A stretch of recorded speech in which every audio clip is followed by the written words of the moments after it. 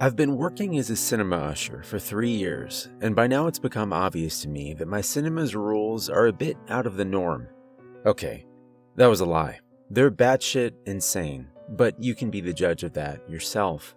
My name is Sean. I'm 21 years old, and I've been working this job for 3 years now.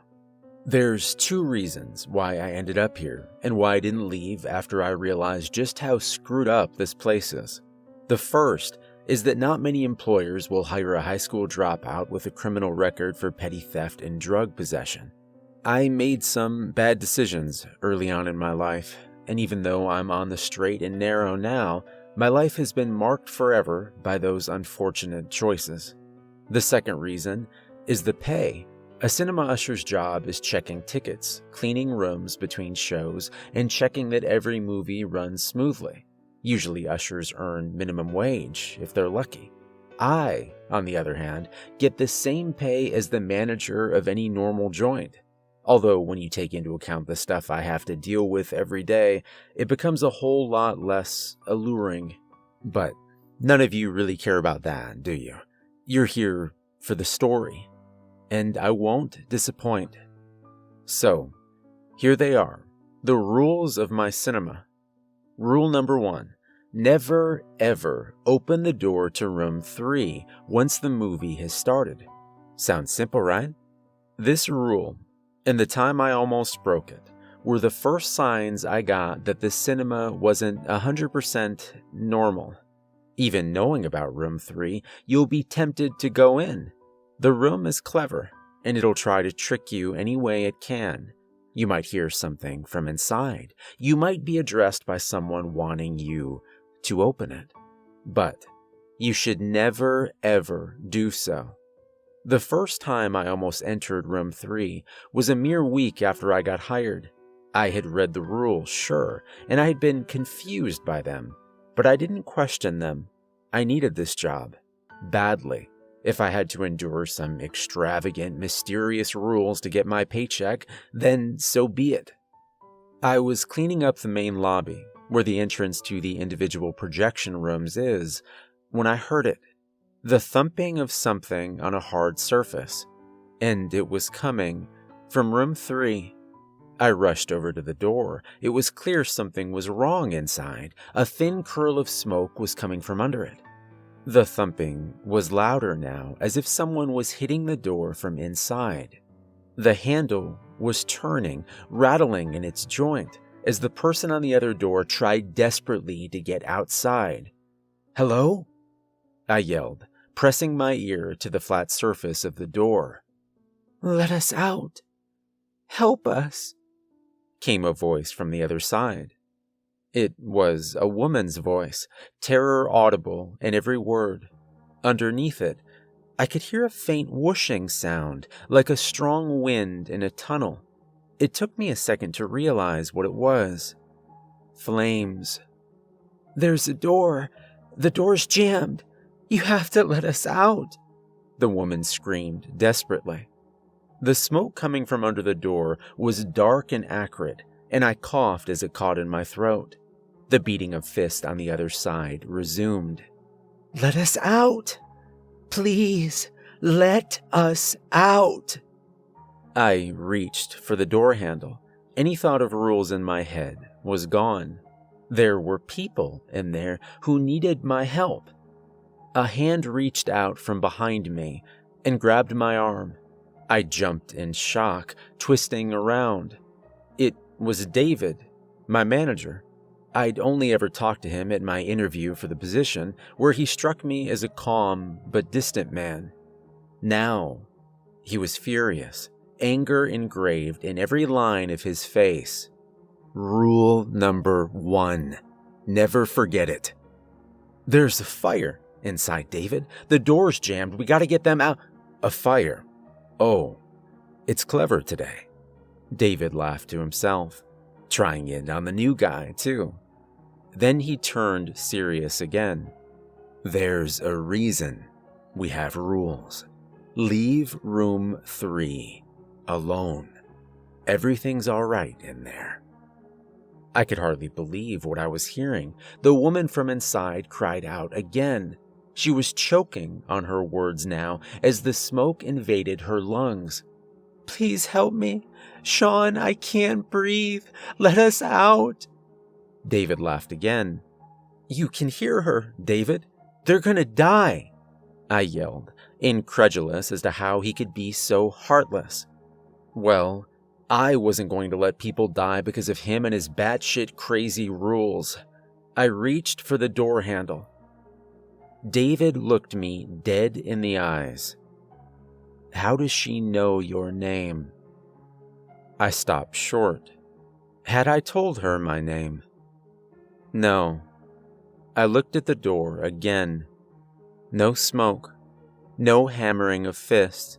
I cautiously knocked on it a few times. No one answered. David put one hand on my shoulder.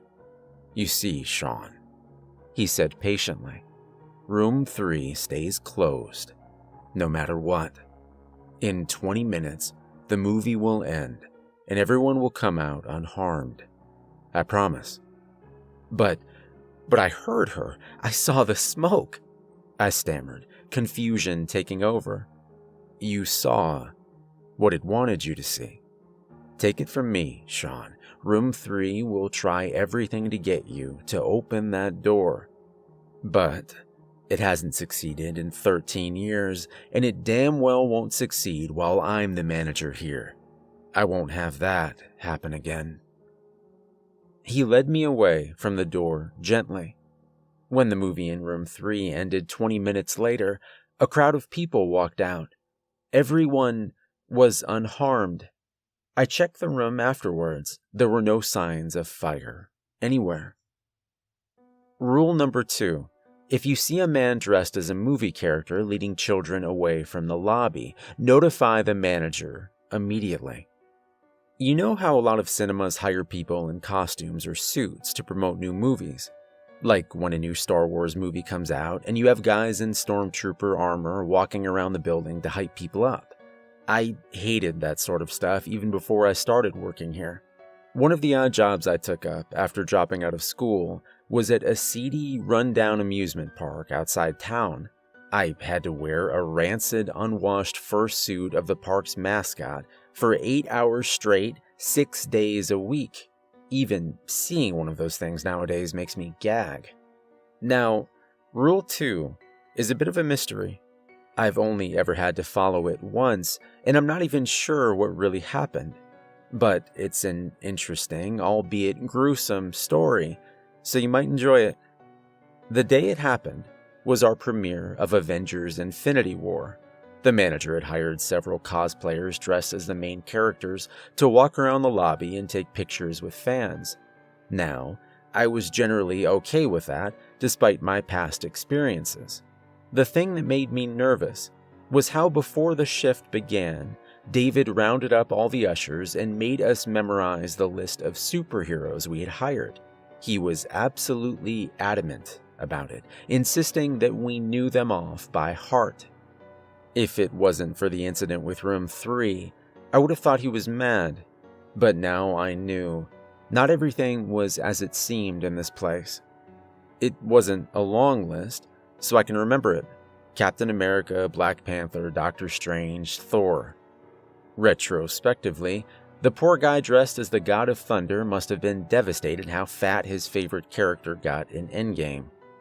I knew something was up when I exited one of the projection rooms and saw a person dressed as the one and only Iron Man, walking slowly down the lobby towards the garbage room.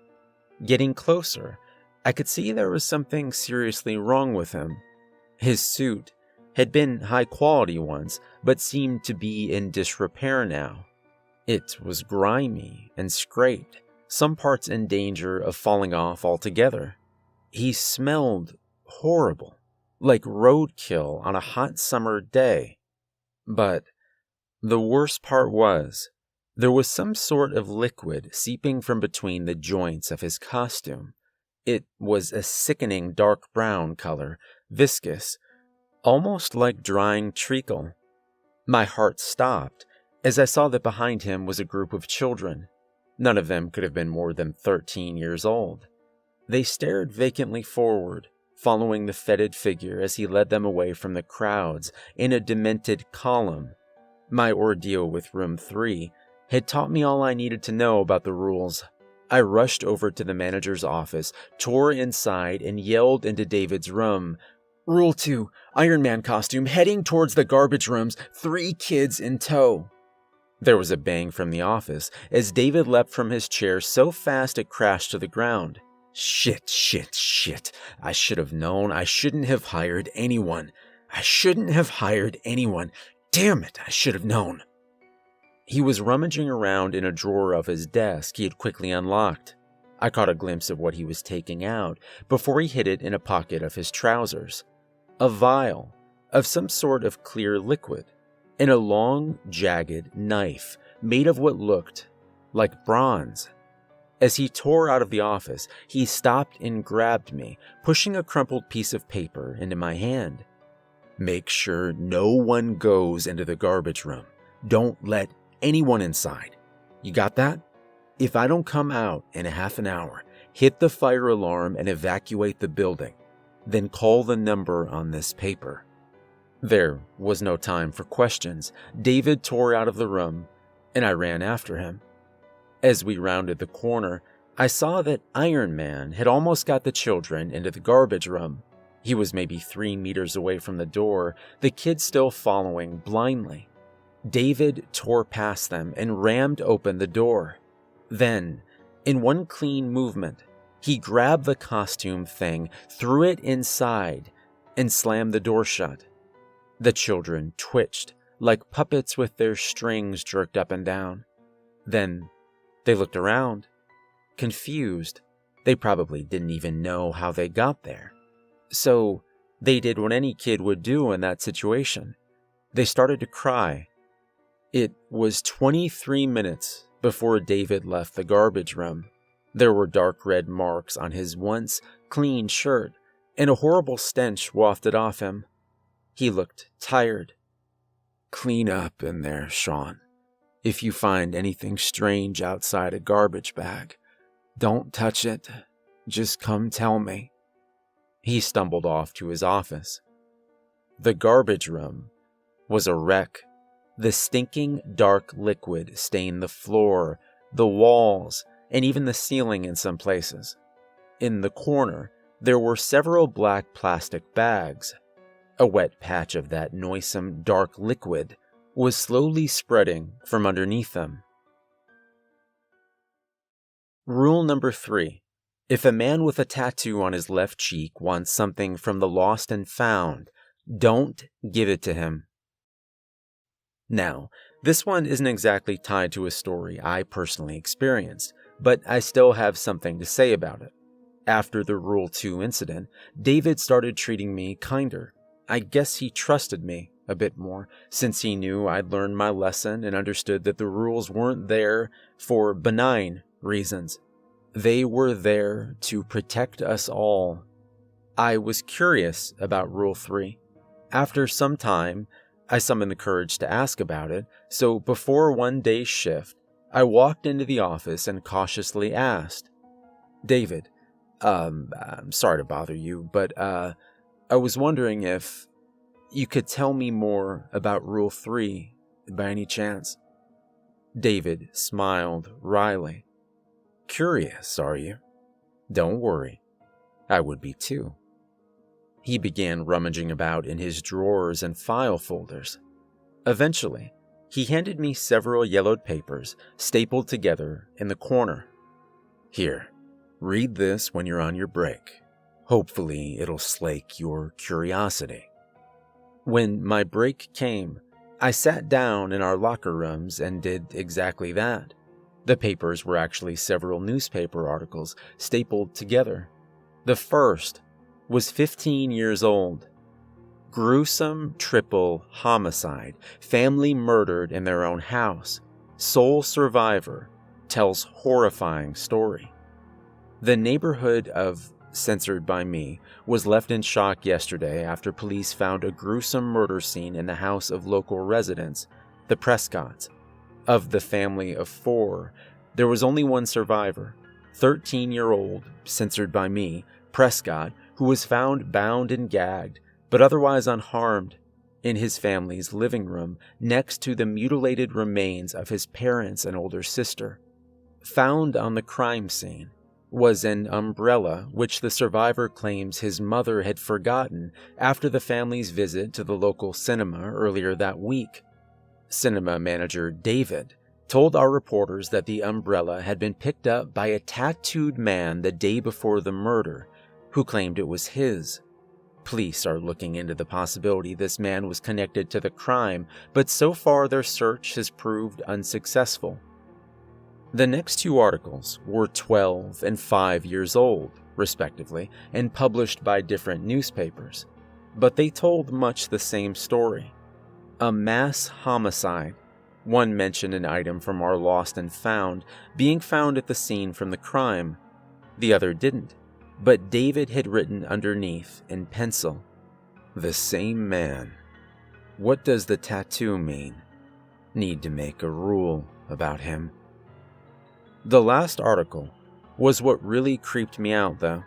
It wasn't modern. In fact, it was just a printed photo of an ancient-looking page. The year printed at the top announced it to come from London, 1899. The writing was hardly legible, but the headline told me all I needed to know. Fear the stage. London theater shuts down amid murder spree as mysterious killer claims forgotten items. Some rules are harder to follow than others, and some come up more often. Rule 4 is one of the rarer ones, and I thank God for that. Rule number 4. If the lights go out while you're cleaning a room, take a seat. A movie will play. You have to watch till the end. Don't look away from the screen, no matter what you see or hear. This is the rule that gave me the most anxiety when I read it. Having already had a run-in with rules 1 and 2, I knew just how serious following our commandments, or failing to do so, could be. My experience with rule number 4 happened when I was cleaning out room 1 after a movie. Without a warning, it happened. The thing I'd been dreading for months at that point. The lights went out. There wasn't a pop, like a light bulb going off. 1 second, I was in a well-lit room. The next, I was standing in pitch blackness. I froze, even though I'd been mentally preparing myself for this for weeks. I froze. Take a seat. Damn you, take a seat. Finally, my limbs obeyed my mind. I leapt for where I hoped the nearest row was and rammed myself down into a place. Just in time, the screen lit up, filling with static, before resolving into the image of a dark, dank cellar. The image quality was ancient, like some Super 8mm film from the 90s. Through the grainy screen, I could make out that there was a single chair in the center of the room. Tied to it was a young man. He was struggling against his bonds, and I could tell he was injured. Narrow streams of blood streamed down his face from an injury above his brow, and his arms were rubbed raw from the ropes. There was something terribly familiar about the prisoner. Not his face. I'd never seen that in my life. But his clothes. I froze as I heard something move behind me. It was the creak of a cinema chair. My back crawled. Someone, something, had just sat down behind me. It took all my willpower not to swivel around or to jump from my seat and make a break for the entrance. I fixed my eyes on the screen, praying for this to be over soon. The man on the screen had stopped struggling. He was looking at something behind the camera. It took me a second to realize he had to be watching the cameraman. I almost jumped from my seat as a voice whispered behind me, "What an actor, huh?" The voice was low, a practically inaudible whisper. It sounded human. Almost. But I knew immediately it was anything but. I can't explain precisely how. It was something about the cadence of the thing's speech, almost as if its throat wasn't quite made for human language, and it just did its best at mimicking what it had heard. Even worse, the voice was coming from slightly above me, not directly behind. Whatever was in the chair behind me, it had to be absolutely massive when standing up. Should I answer? Should I just keep watching? The rules hadn't told me about that. I remained silent, gripping the armrest to stop myself from shaking, eyes fixed forward towards the screen. The camera was moving as the person carrying it approached his prisoner. The man in the chair was trying desperately to recoil, but his binds were too tight for anything but the slightest movement. And as the camera got closer, I recognized what was so horribly familiar about him. His clothes. He was wearing a cinema uniform. My cinema's uniform. "Where do you think they got the costumes?" whispered the thing sitting behind me. Sadistic irony dripped from every word. It was playing with me. I didn't answer. The movie went on for about half an hour. I won't tell you exactly what I saw. I don't want to think about it more than I have to. I'm not sure that stuff would be allowed here, not even in description. Suffice to say, I wouldn't wish such a fate upon my worst enemy. At one point, I retched and vomited over myself in the floor. As my stomach convulsed, I almost took my eyes off the screen, and at that moment, I felt the thing's hot, stinking breath on my back. It wanted me to look away. It wanted me to give in. I looked up, again fixing my eyes on the gruesome scene playing out on screen. The thing behind me spoke only once more before the lights came on as abruptly as they had turned off. It sounded frustrated, angry, even. "You know the saying, Sean, rules are made to be broken. Or at least that guy thought so." I wish I could end the story there, but unfortunately, there's just a bit more to it. Because the guy on the screen had been a worker here. Because he had died for breaking a rule. Because David hadn't told us everything, instead keeping us on some sort of bullshit need-to-know basis. Someone had suffered a fate worse than death because of his secrecy, and I would have him explain himself. Still covered in my own sick and cold sweat, I stormed through the lobby, ignoring the disgusted looks of the customers there. I slammed into the office. David looked up calmly. "Rule 4 or Rule 11? "Rule 4. "Good. Good. Good. You knew what the risk was. You knew what could happen, but you didn't tell anyone. That guy I saw, the things that it did to him. You could have stopped that." David sighed tiredly. "It's better this way, Sean." "What? How can it be?" "Let me explain something to you," David said, getting up to stand eye to eye with me. There was a hint of steel in his voice now, and a flash of suppressed anger in his look. I shut up. "Some things can be avoided if you know about them. Room 3 is like that. If you know what it wants, and how it will try to get it, it's easier not to fall for it. But some things, Sean, some things only get stronger the more you know about them. You can avoid breaking rule number 4 with what you know right now. You just need to keep watching. But the more you know about it, the more direct the thing in that room can be in its attempt to get you to look away. And the last guy? The one I saw on screen? He knew too much. Even more than you do now. It was a mistake I will never repeat, and a lesson I will never forget. There's a threshold, Sean, that I can't allow you to cross. If you know too much, no amount of willpower or strength will keep your eyes on that screen. Rule number 5. If you encounter a room where all customers are looking directly at you and smiling, inform the manager immediately. Rule number 5 is the one which raised the most questions in my mind about this cinema and my work. My encounter with it occurred about 1.5 years into my time here. Something you should know about the work of a cinema usher: we need to check that every movie is running smoothly, with working subtitles and so on.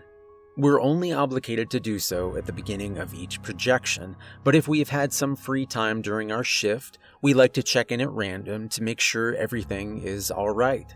Unfortunately, it's exactly because of this that I entered room 5 one day, only to have a heart attack as I realized that every single person inside was looking me dead in the eye, smiling eerily. Taking care not to even blink, I slowly backed out of the room. The customers never broke eye contact, not even a blink. The second I was in the relative safety of the lobby, I ran over to David, who was talking with a customer at our small bar. "Rule 5, I said once I reached him. David went pale. The customer, a young, attractive woman, looked over at him in confusion. "Excuse me," David muttered in her direction, before turning to me. "Which room?" "5. Follow me." We ran over to the room. Once inside, David gestured for me to remain at the bottom of the rows of seats. "Stay here." He didn't need to tell me twice. The room full of customers was deadly quiet, every head silently turning to follow David as he walked in front of the screen and stopped in the middle of the room. "What do you want?" he said, to the room at large. Every person in the room opened their mouth in unison and said, in a perfect chorus, "Hello, manager. Long time." "Cut the crap," growled David. "I know your game. What do you want this time?" The room laughed in chilling synchrony. "Always so direct. I always liked you. More than your predecessor, you know." David's jaw clenched. His hands were rolled into fists. I'd never seen him this angry. "Just tell me what you want," he hissed through his teeth. "Tell me what you want, and let these people go." "Ah, so impatient, so eager to get it over with," the crowd answered. "I want you to open room 3 right now." David went pale. "No, ask something else. There are lines I will not cross. There are rules." The things behind the eyes of the crowd laughed as one. "Ah, yes, your precious rules. You think they can stop anything? They stop nothing, David. They only delay it." "Giving me information for free," David said sarcastically. "You've changed since last time we talked." "I only tell you what you already know, and my price does not change. You will open room 3 again."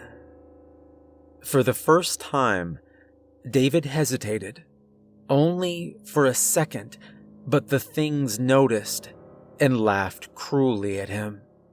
"I've already told you I won't do it. That rule is never broken," he said finally. "Do you forget your history after a mere 13 years? The crowd sneered. "The fate of these people is in your hands, David. You know what happens to them when my price is not paid. Do you seek to atone with this meaningless resistance for the sacrifice that was made because of your mistake? I don't atone, David hissed, and I made no mistake. Would the one who you miss so dearly agree? I think not. The things intoned. There was a charged silence. Then the crowd spoke again. The price has been paid. These people are safe. David blinked in confusion. What? What price? Room 3 was never the price. The anguish of your remembrance, as well as the unanswered questions that will now plague this servant of yours, were the price. You bastard, David whispered. David stormed out of the room without another word. The crowd followed him with their gaze, and then fixed it upon me. A smile, a nod. Then the crowd looked up as one and shed their identical behavior. A hidden tension was released. They were free. Rule number 6. If a customer hears noises in the air ducts, assure them that you will look into it. Take one of the packages marked R6 from behind the bar, enter the air ducts through the garbage room, and place the contents of the package at least 10 meters away from the entrance. Leave the air ducts as fast as possible. This is one of the easiest rules to follow, although the time limit is worrying at first. It's also one of the most commonly employed, usually coming up about once a week. Thankfully, I've never seen anyone fail to uphold it. The first time I had to feed the thing in the air ducts was a very busy shift. We had premiered The Rise of Skywalker a few days before, and we were still being swamped by crowds of customers. I was cleaning up the lobby from the ever-present spilled popcorn when an angry-looking young man wearing a Star Wars shirt stormed over to me. "Good day, sir. How may I—" "Yeah, man, whatever." He cut me off immediately. "Could you fix your damn aircon, dude? There's something banging around in there near the grill in our room. I didn't pay for this kind of shit." I clenched my teeth to control my temper at the man's manners, but managed to remain calm. "Yes, sir. Of course. Sorry for the inconvenience." David will probably forgive you for letting a room of people die at the hand of God knows what, but he won't allow you to be rude to customers. He's just like that. After the customer had stalked off again, I got one of the marked packages from behind the bar. It was strangely heavy, and I could feel moisture seeping out from inside it. Doing my best to ignore it, I crossed over to the garbage room and opened the grill covering the air ducts. I could hear whatever the customer had been complaining about. A fast tip-tap sound, like fingers drumming endlessly against the side of the duct. My skin crawled. It was uncomfortably too close to the sound of dozens of long, thin legs. I took a deep breath and crawled into the chute. The air inside was cold and draughty. The passage was tight, and I was forced to go prone, propelling myself forward on my elbows and knees. Crawling forward, I could see by the dim light that there was a pile of something up ahead, around the 10-meter mark. As I reached it, I groaned under my breath. In the chute before me lay a pile of gnawed animal bones. With shaking fingers, I undid the wrapping on the package and dropped a whole chicken onto the top of the pile of remains. The sounds in the chute stopped. I held my breath. Then it returned, faster, louder than before, a frantic, hungry staccato rhythm. Terror and adrenaline flooding my brain, I scooted back downwards to the mouth of the passage. How long had I been there? How long did I have left? 30 seconds? 20? The clattering of legs was mixed now with a scraping sound as something chitinous and heavy dragged itself down the corridor towards the food and towards me. And finally, my legs met the end of the duct. Kicking frantically, I dropped down to the floor of the garbage room and slammed the grill shut. The clattering inside had stopped. Listening carefully, I could make out the sound of tearing flesh. And this is one of the easier rules. One of the rarest rules we have is rule number 7. I've only ever experienced it once, about 6 months ago, and I sincerely hope I will never have to deal with it ever again. Rule number 7. If you notice shadows being out of sync with your surroundings, return to the last room you were in as quickly as possible, alone. Close the door, then return to the lobby. Until you do so, do not touch your shadow under any circumstance. The biggest danger you can face in this job is becoming too used to the weirdness. That's the mistake I made with rule number 7. I dropped my guard. I stopped paying attention. I had walked to the other side of the lobby from room 6 before I realized that I had no shadow. Cold sweat covered my brow. I looked back the way I'd came. My shadow, completely disconnected from me, lay on the floor by the door to room 6, and another usher, a man by the name of Liam, stood between me and it. He was looking straight in my eyes, a narrow grin on his face. I had to think quick. Whatever was going on, I had to get back to room 6, but with Liam in my way, I had no route to get there, not without confronting him. "Sean, is everything all right?" David called from the door to his office. He sounded concerned, worried even. Could I answer him? Would that just make things worse? I ignored the question and started heading back to room 6. The more I looked around me, the more clear it became how strange my surroundings were. Every shadow was thrown in a different direction, as if each item was illuminated by a different light source. I was nearing Liam now. I slowed down, walking in a manner I hoped would appear nonchalant. If I could just get past him and the door. "David asked you a question, Sean," Liam said. The thin smile was still plastered over his face. He stepped in front of me, barring my way. "I heard him, Liam. I just forgot something in room 6 is all." "And what was that, Sean? What did you forget?" He knew. I could see it in his eyes. Liam, the thing masquerading as Liam, knew what I was trying to do. It knew I wasn't fooled by its act. I heard the office door open behind me. Footsteps approached. "Sean," asked David, "what did you forget?" He walked around me to stand next to Liam. I had to convince them I didn't realize anything was wrong. I couldn't get to room 6 otherwise. Even if I did make it there, the rule said I had to be alone. They couldn't follow me. "I forgot to clean up a spilled drink. I'll just get some paper towels from the garbage room and go and finish it." I smiled weakly, cursing my quivering voice. It was a bad lie. I could see it in David's eyes. He wasn't convinced. "Liam, help him out with that, would you?" he said, walking away to the office. Liam smiled at me again. It was a horrible sight. "Well, let's go, Sean," he sneered.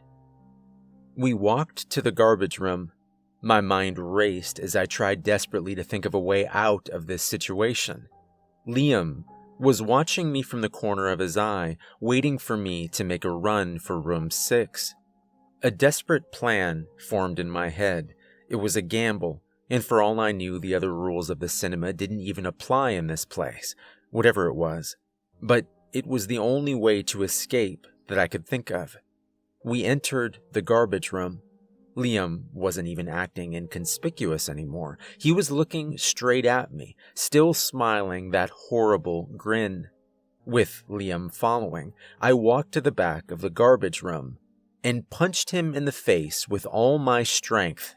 The thing wearing his body stumbled backwards, surprised, and in the second of time it bought me, I scrabbled at the air duct in the back of the room, opening it at the last second. The thing's fingers grabbed me from behind and turned me around to face it. The look of humanity Liam had worn before was shedding off like a snakeskin. His face grew disproportionate, his eyes pools of shadow. He laughed in my face. "I knew you weren't fooled. I knew it. Well, playtime's over. Time for you to meet your shadow," it said insanely. "I hope you like it here, because you're going to be staying with me." I kicked out desperately, fighting against the thing's strength as it gripped my arms. I managed to turn us around, ramming its back into the open air duct. It screeched in pain. "Ever since your master has made his foolish rules, I've been alone. Well, no more. First you, then him." Finally, I heard what I'd been desperately hoping for, a sound coming from the air duct behind Liam. The scuttling of many thin feet. The thing had only a second to realize what I'd done. Its eyes widened. "No." Then, it was ripped backwards as a terrible force tore it into the vent.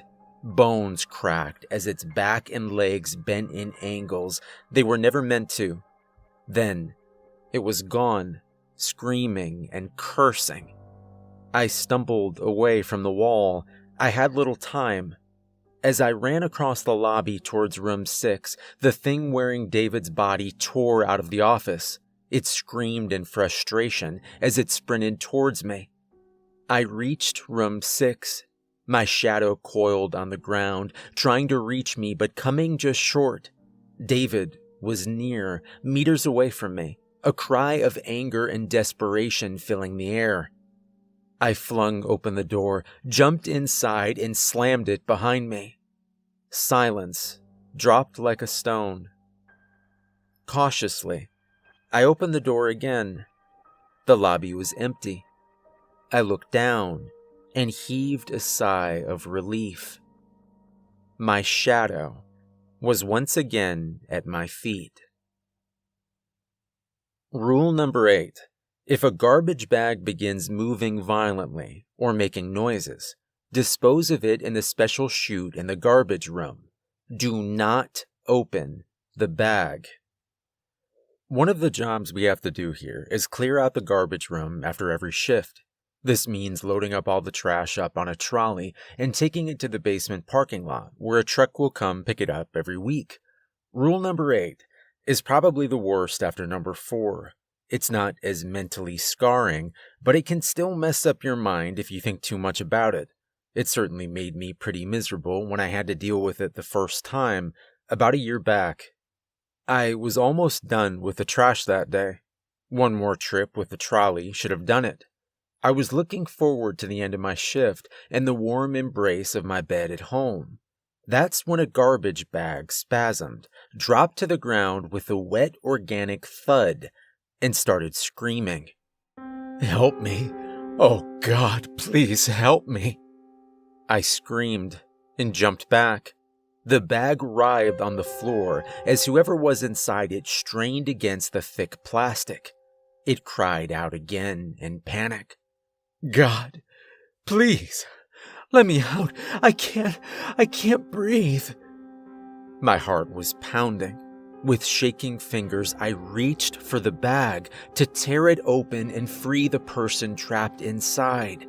I grabbed at the plastic and froze. Rule number 8. The thing in the bag screamed in pain and fear.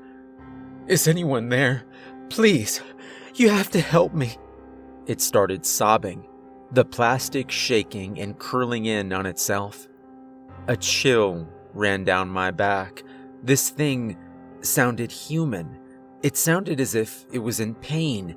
It sounded real.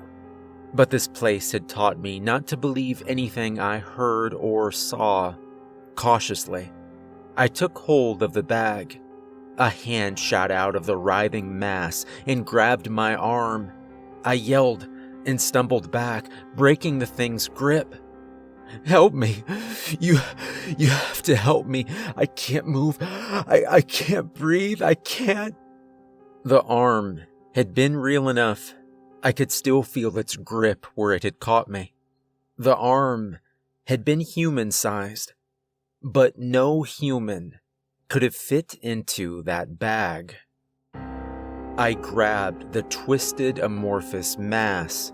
The hands grabbed at me through the plastic as it screamed for help into my face. Staggering with its weight, I lurched over to the garbage chute and dropped it over the edge. It caught onto the edge with its hands. "Please, please," it whimpered. I can't go back. Please, don't."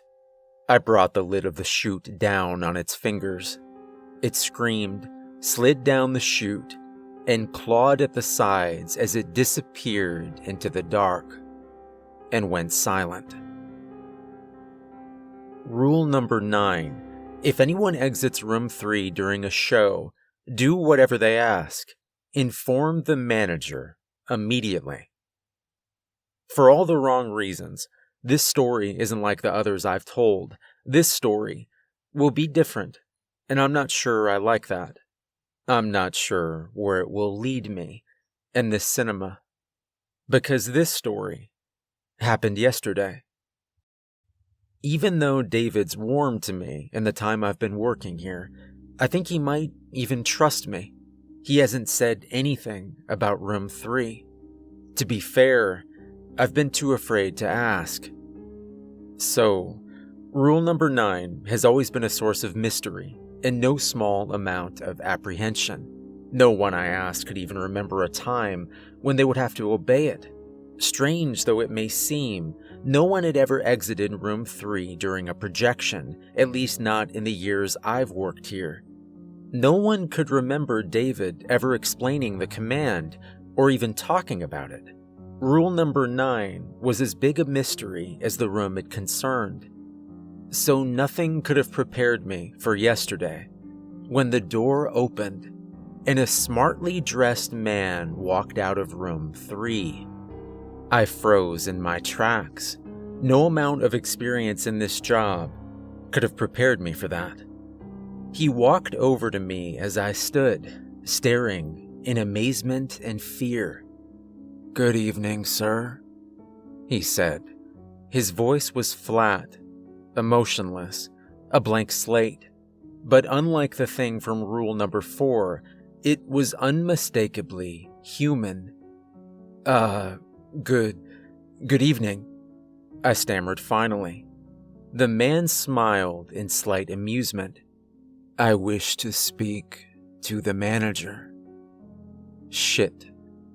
Right this way, sir," I replied, trying to fake a calm I didn't feel.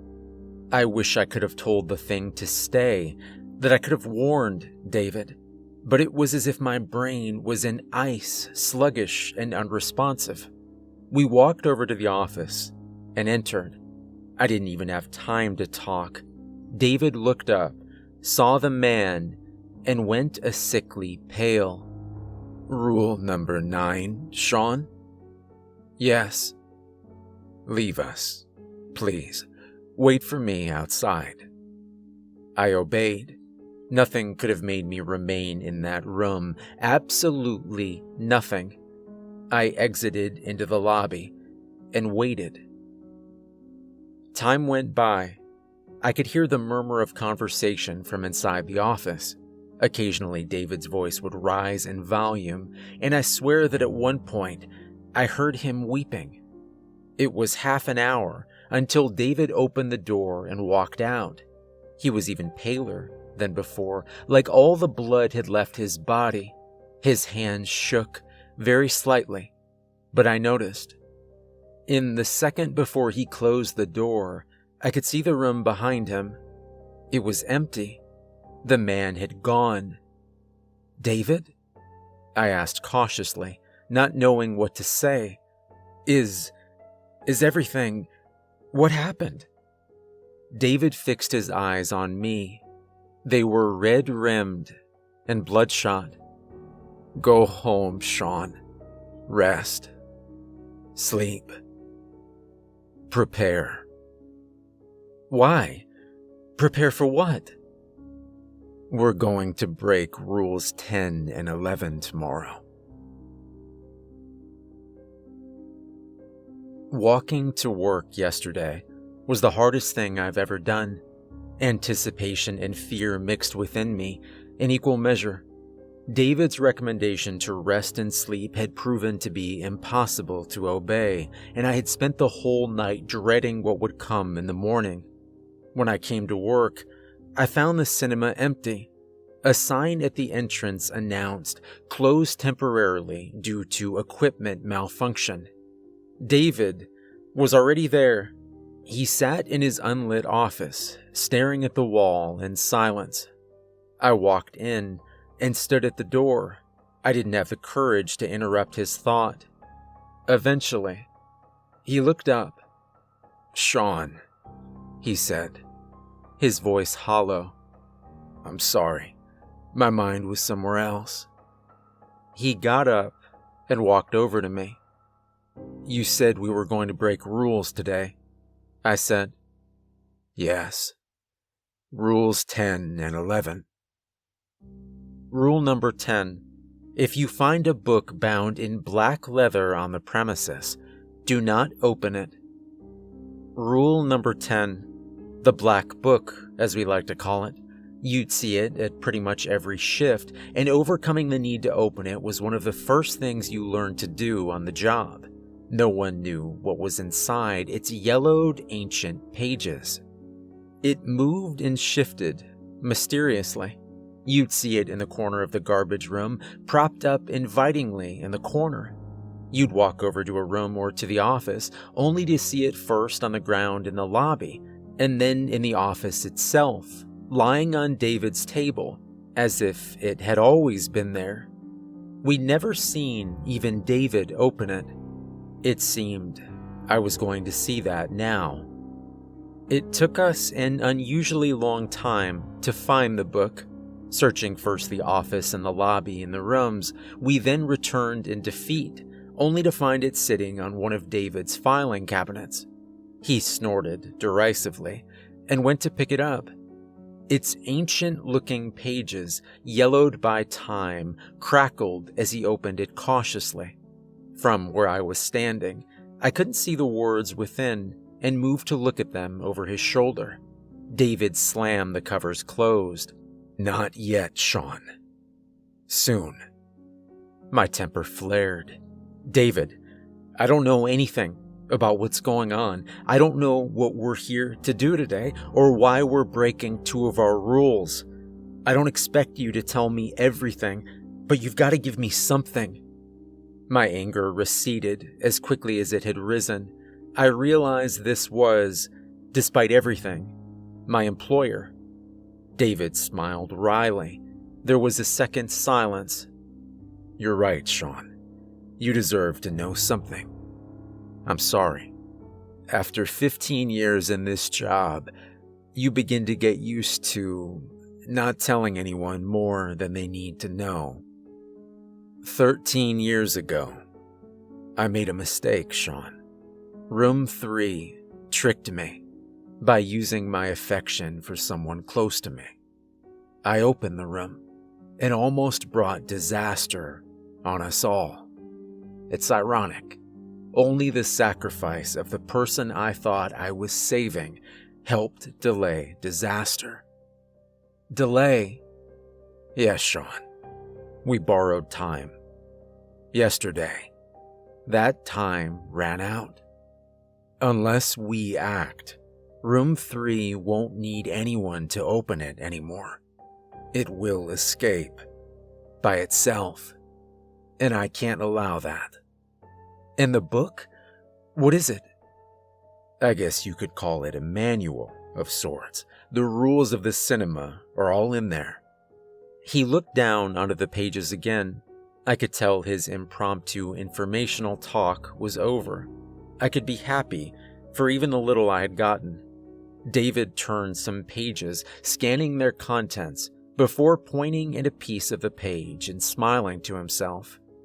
"Sean, I'm going to have to ask you to leave the room for a while. Just for a while. This shouldn't take long." I hesitated, but obeyed. Standing in front of the room, I could see David's shadow on the drawn blinds of his office window as he moved around. Suddenly, another shadow sprang up from behind him. It walked around until they stood face to face. Another joined it, and then another. Muted voices reached me. David sounded resolute and determined.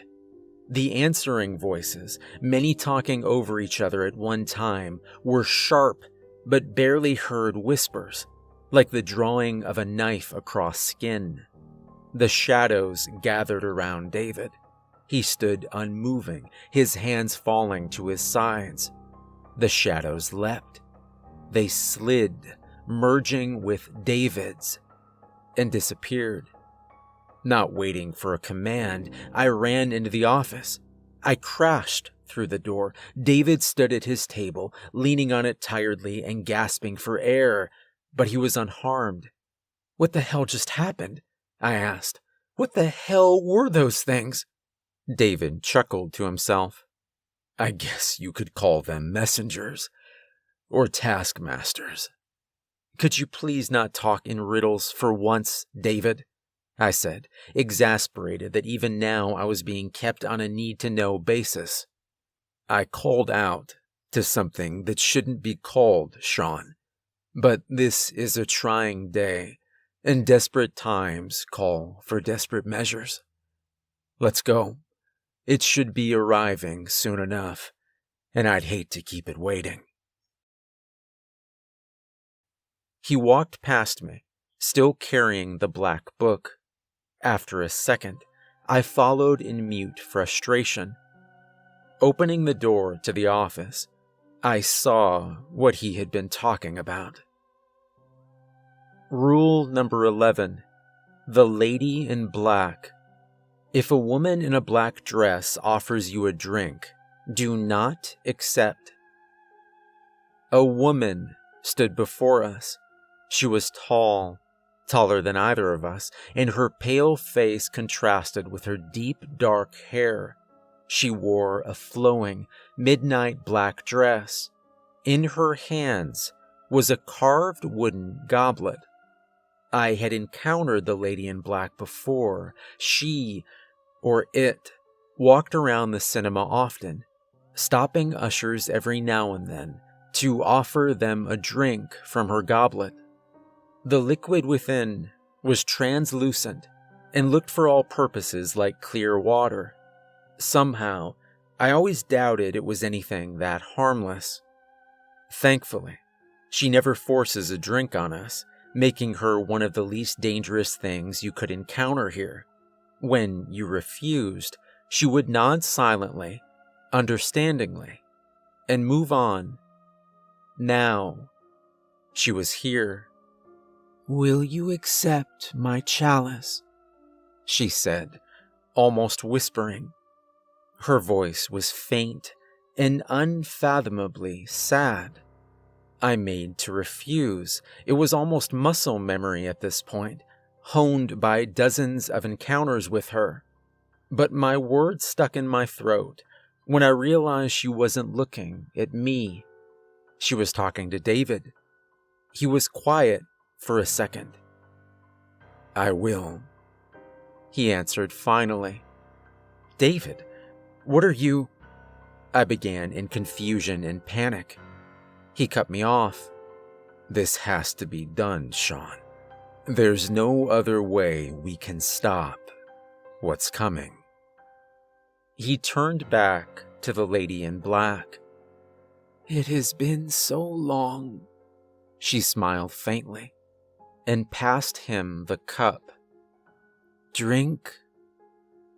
David took the chalice. He hesitated for a moment, wavering. His face hardened suddenly.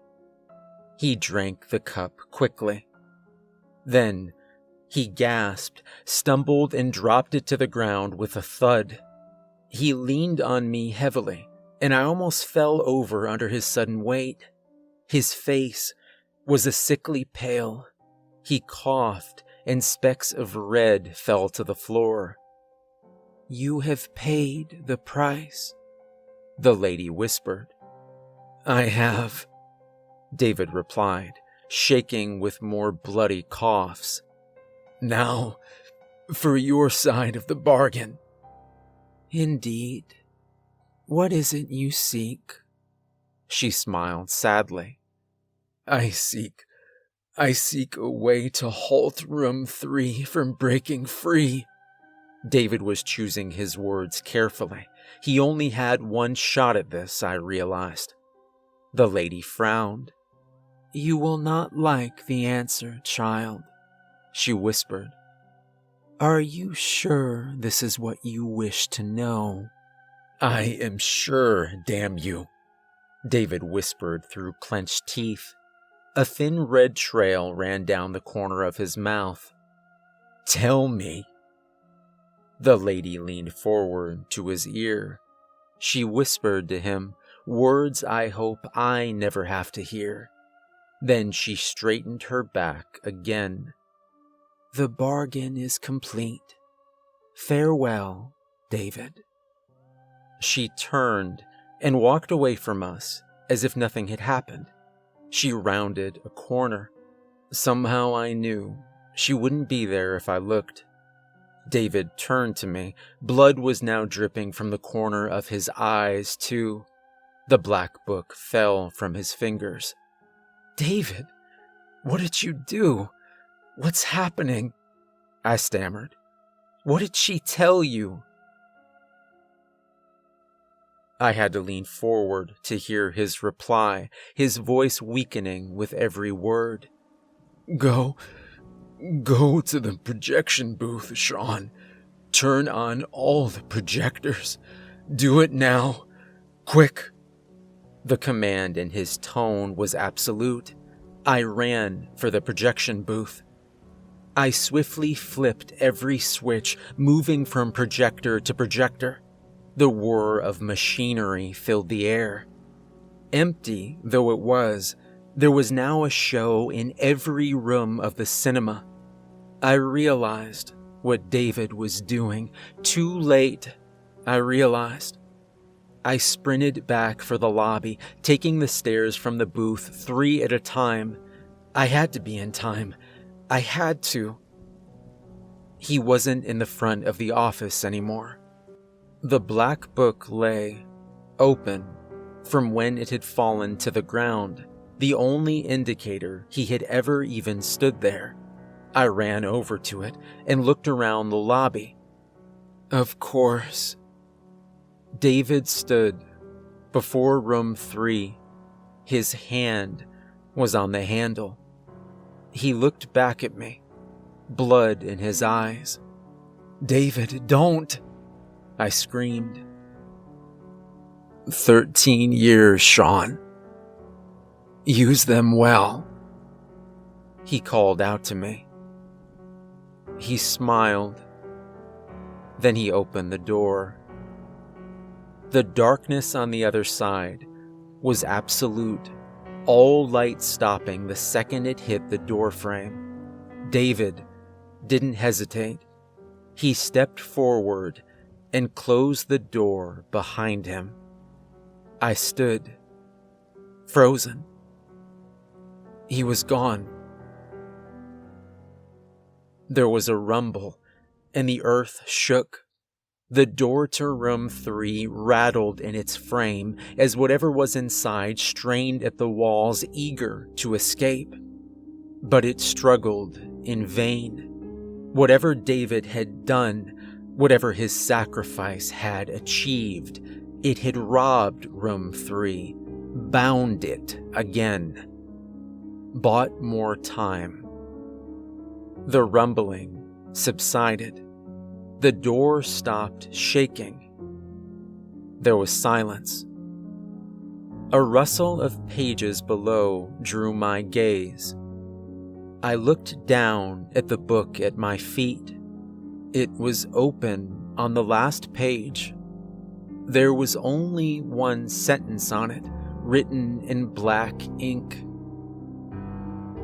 Rule number 12. There must always be a manager.